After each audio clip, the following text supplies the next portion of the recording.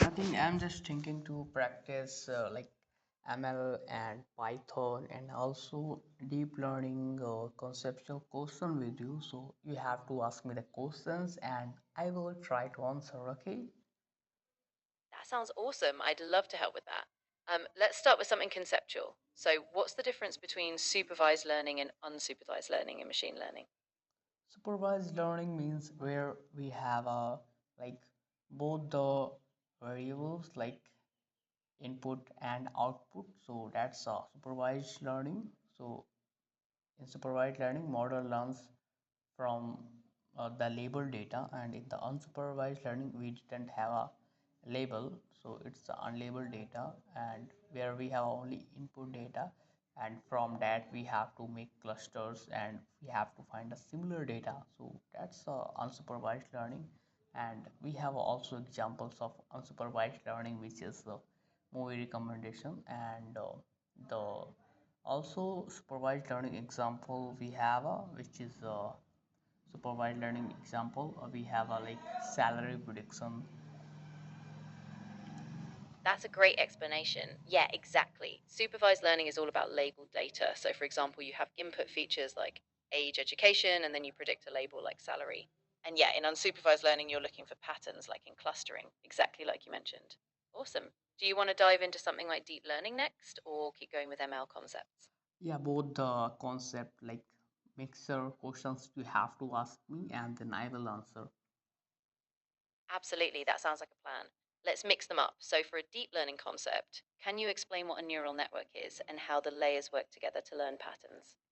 Yeah, neural network means we have neurons inside layers, and all neurons is connected to each other, and every neurons learns something from the data. Like if we have an image or something, then every neurons learns something from the data. Like this, maybe one neuron is learning and trying to understand the complex pattern of your data. Like maybe one neuron is learning, yeah, that's an edge of the nose, yeah, that's an mm, edge, that's a round edge, that's a line, that's a curve, that's a tree, that's branches inside that tree we have, this is a this, so every tiny part of the object is learned by the neuron, so every neuron learns something from the data. Yeah, that's a really solid way to put it. Exactly. Each neuron in each layer picks out different features or patterns, and as you stack layers, the network can learn more abstract and complex representations. So, great job. If you want another question, maybe something about backpropagation or optimizers, just let me know. Yeah, another questions you can ask, I will try to answer. Of course. Okay, let's bring it back to ML. Can you explain what overfitting is in a machine learning model and how you might prevent it? Overfitting means when our model is performing better on the training set, but when we are giving the testing or unseen data, then it is like trying to give us the like best result. But it is basically it is basically failing to get us the best accuracy. So it is like failing on that. So that's an overfitting. So for that we have like lots of methods, like we can go with the cross validation, and also a random forest, and also L1 L2 where we have some hyperparameters. Exactly. Yeah, you've got it. So, overfitting is basically when the model is too closely tied to the training data. It memorizes it, but then it struggles with generalization. And yeah, as you said, techniques like cross validation, regularization, like L1 or L2, or even simpler models help a lot to reduce it. Nicely explained. Want to tackle another one? Maybe something about different optimization algorithms? Yeah, you can ask next question. Awesome. All right. So, can you explain the difference between stochastic gradient descent, SGD, and something like Adam optimizer? How do they each work, and when would you choose one over the other? Oh, stochastic gradient descent,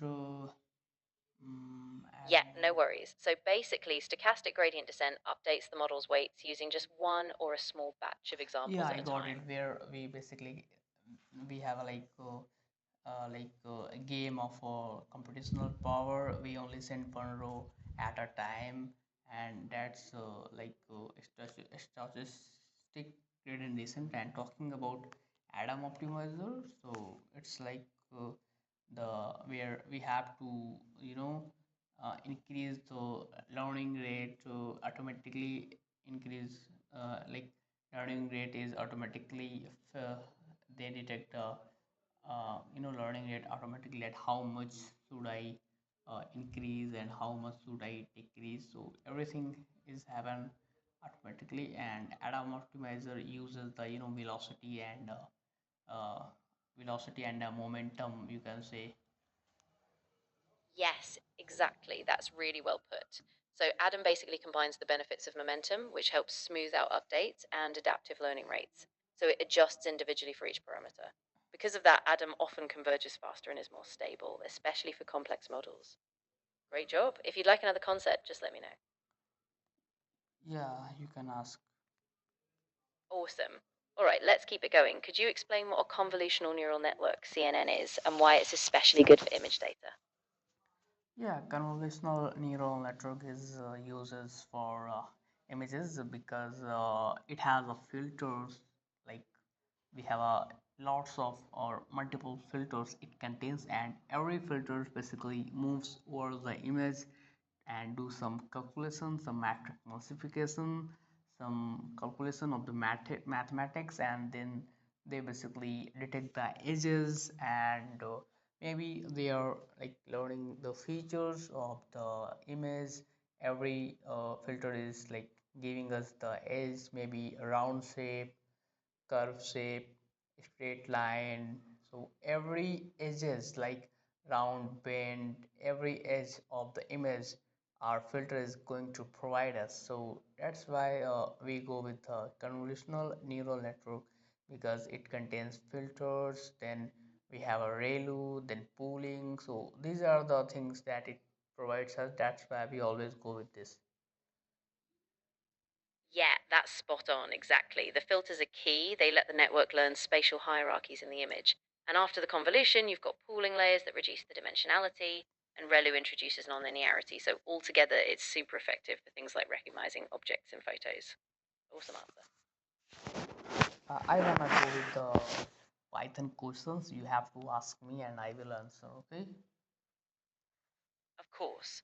All right, let's switch it up again. Can you explain what the bias term is in a neural network and why it's important?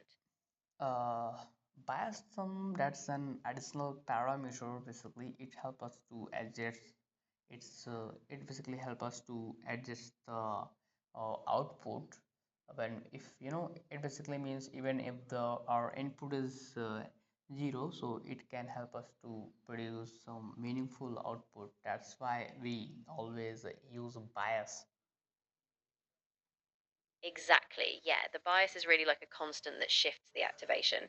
So even if all inputs are zero, the bias ensures the model can still make some kind of prediction.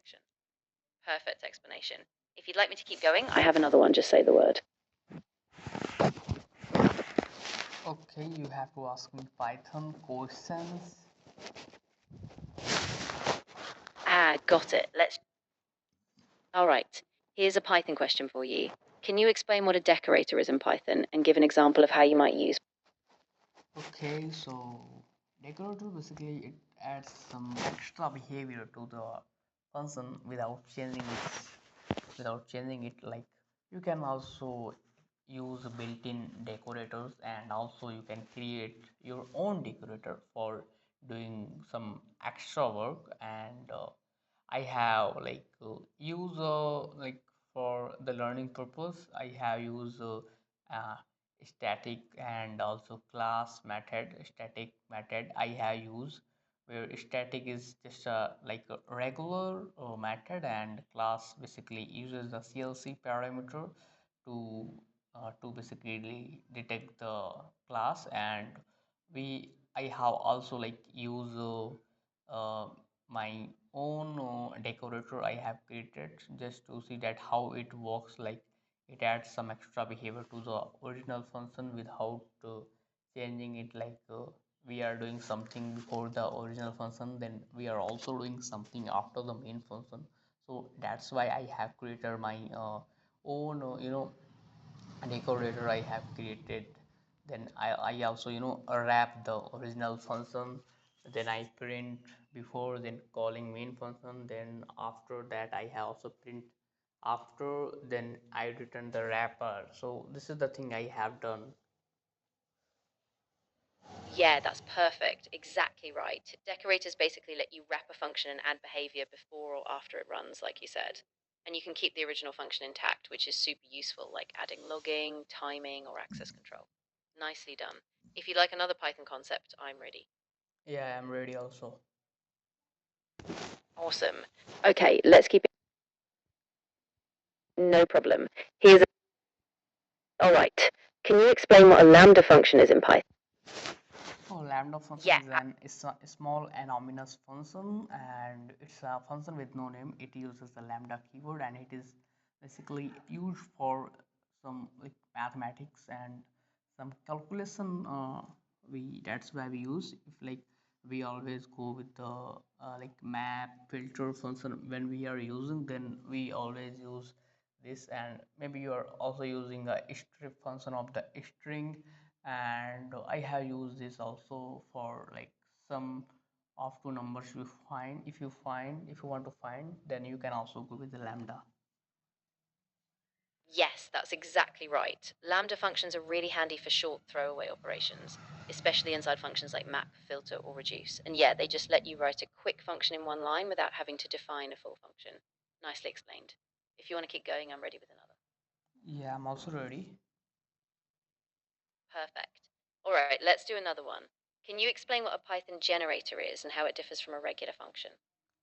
Your basically regular function can give us the value at once, like every value it can provide us. But if you are using, or if you are doing some generator thing, it means you are going to give us the value one by one instead of giving all at once. So it's a kind of a function which gives us the value one by one instead of returning all at once. Exactly, nicely put. Yeah, a generator uses the yield statement, so it pauses the function state and can produce a value on each iteration. That way, it's super memory efficient, especially when you're dealing with large data streams. Yeah, Great job. basically, we use yield. It basically remembers for the next call. Exactly. So each time you call the generator again, it picks up right where it left off. So it's really handy for iterating over large sets of data. Can Nice you job. ask me If you some oops concept? perfect. Let's dive into that. Can you explain what inheritance is in object-oriented programming and why it's useful?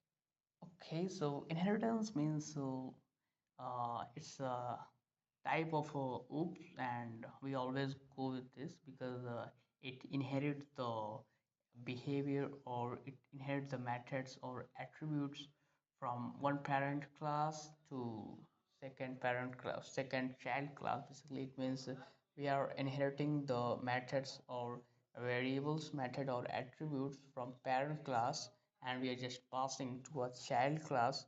So that's why that's a good thing, because we are like using the less code. So that's a reusable kind of thing here. Yeah, exactly. You got it. Inheritance lets us define a base class with shared behavior, and then child classes can extend or specialize that behavior, so it's super efficient. And it keeps your code organized. Nicely explained. If you want another OOP concept, just say the word. Yeah, I wanna dive it. Sure thing. So, can you explain what polymorphism is in OOP and maybe give an example of how you'd use it in Python? Polymorphism means one thing can have many forms, like uh, a plus operator, a addition operator has lots of form. It can like do the sum thing, like it can do the sum of two numbers, and it can also add the string. So one thing has a lots of form. And polymorphism also means, so we have a like we can use the same methods inside a class. Then it means we are also using inheritance thing there, and our like concept will become overriding, and So this is the one way to get our polymorphism, and another one is decoupling. So these are the two things that we go with this, then we call it polymorphism. Yes, exactly. That's a great explanation. Polymorphism lets you call the same method on different objects, and each object can respond in its own way, often by overriding the parent class's method. So it's really powerful for flexible and extensible code. Nicely done. If you'd like to explore another concept, just say so. No, just I will stop now.